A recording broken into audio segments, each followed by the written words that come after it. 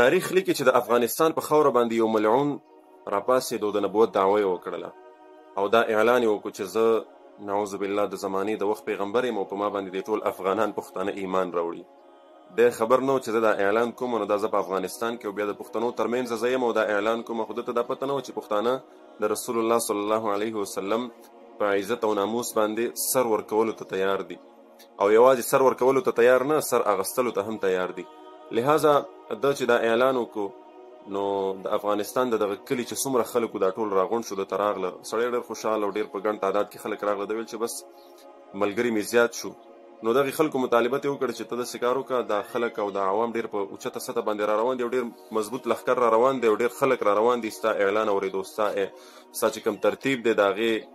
ته ډېر خلک په ګڼ شمېر کې هغې کې شرکت کوونکي دي. لهذا ته داسې کار وکړه چې د کلي نه به لږ بهر شو، یو غټ میدان یو غټ علاقه په هغه ځای کې به ته خپل خطاب وکړې، دا څومره عوام چې راغلي هغه به ټول ستا خطاب واوري، ستا اعلان به واوري. نو دا سړی بوتلو د غره د لاندې کېنولو او ټول خلک ترې راجمع شو. نو خلکو یو بهترینه مشوره کړې وه. نو د خلکو مشوره ډېره بهترینه مشوره کړې وه. د دغې ملعون سره یې داسې تاریخي کار وکړو، کله چې د خپل اعلان او خطاب شروع کړو نو د کلي خلکو چې دی ښه مزېدار د غره کاڼي راواغسته، دی په لاس کې ونیول او په هماغه ځای کې دغه ملعون سنګسار کو، په کاڼو کې پټ کو، مردار یې کو په هغه ځای کې.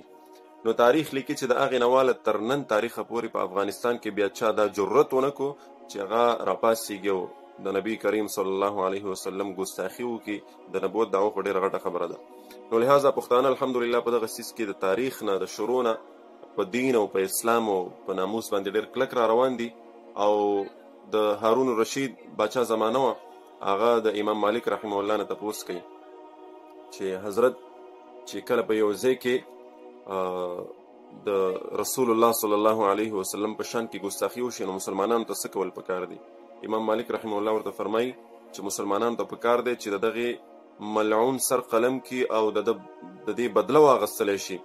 او داسې یو عبرتناکه سزا ورته ورکړي چې دغې ملعون ته چې په تاریخ کې بیا څوک دغسې ونه کړي. نو امام مالک رحمه الله امام هارون رشید باچا ورته وایي که چېرته دغسې ونه کړی شي نو بیا نو